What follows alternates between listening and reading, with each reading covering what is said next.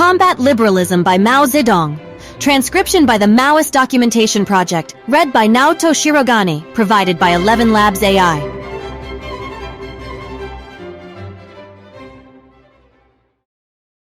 We stand for active ideological struggle because it is the weapon for ensuring unity within the party and the revolutionary organizations in the interest of our fight.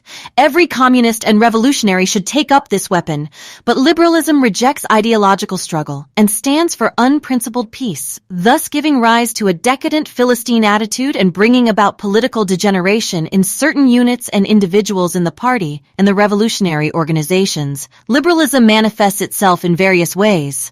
To let things slide for the sake of peace and friendship when a person has clearly gone wrong, and refrain from principled argument because he is an old acquaintance, a fellow townsman, a schoolmate, a close friend, a loved one, an old colleague or old subordinate, or to touch on the matter lightly instead of going into it thoroughly so as to keep on good terms.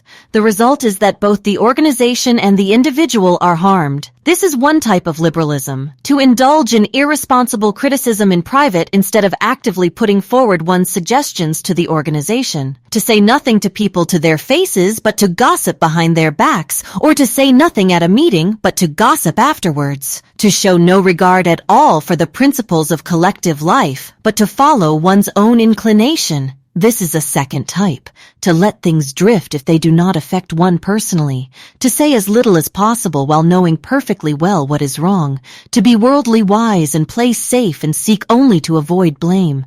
This is a third type, not to obey orders, but to give pride of place to one's own opinions, to demand special consideration from the organization, but to reject its discipline. This is a fourth type, to indulge in personal attacks, pick quarrels, vent personal spite, or seek revenge instead of entering into an argument and struggling against incorrect views for the sake of unity or progress, or getting the work done properly. This is a fifth type, to hear incorrect views without rebutting them and even to hear counter-revolutionary remarks without reporting them, but instead to take them calmly as if nothing had happened.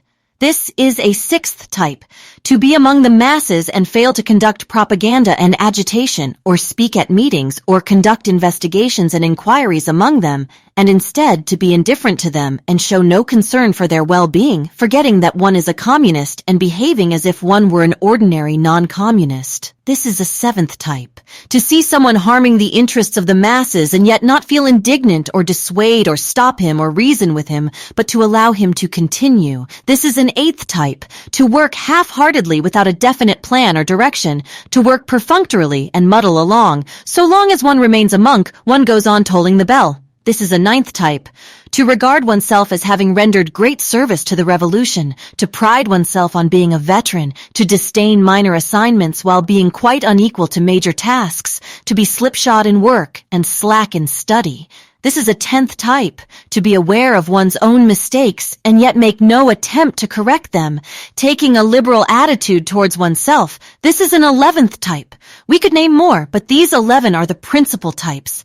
They are all manifestations of liberalism. Liberalism is extremely harmful in a revolutionary collective. It is a corrosive which eats away unity, undermines cohesion, causes apathy, and creates dissension. It robs the revolutionary ranks of compact organization and strict discipline, prevents policies from being carried through, and alienates the party organizations from the masses which the party leads. It is an extremely bad tendency. Liberalism stems from petty bourgeois selfishness. It places personal interests first and the interests of the revolution second, and this gives rise to ideological, political, and organizational liberalism. People who are liberals look upon the principles of Marxism as abstract dogma. They approve of Marxism but are not prepared to practice it or to practice it in full. They are not prepared to replace their liberalism by Marxism. These people have their Marxism, but they have their liberalism as well. They talk Marxism, but practice liberalism. They apply Marxism to others, but liberalism to themselves. They keep both kinds of goods in stock and find a use for each. This is how the minds of certain people work. Liberalism is a manifestation of opportunism and conflicts fundamentally with Marxism. It is negative and objectively has the effect of helping the enemy. That is why the enemy welcomes its preservation in our midst. Such being its nature, There should be no place for it in the ranks of the revolution. We must use Marxism, which is positive in spirit, to overcome liberalism, which is negative. A communist should have largeness of mind, and he should be staunch and active, looking upon the interests of the revolution as his very life, and subordinating his personal interests to those of the revolution.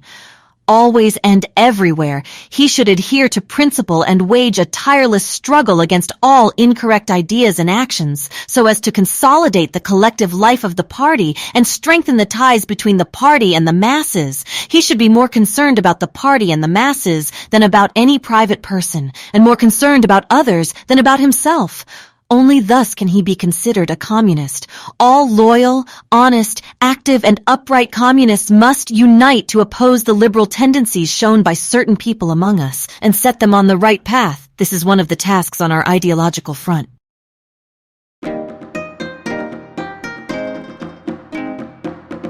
This has been Combat Liberalism by Mao Zedong. Transcription by the Maoist Documentation Project. Read by Naoto Shirogane. Provided by 11 Labs AI.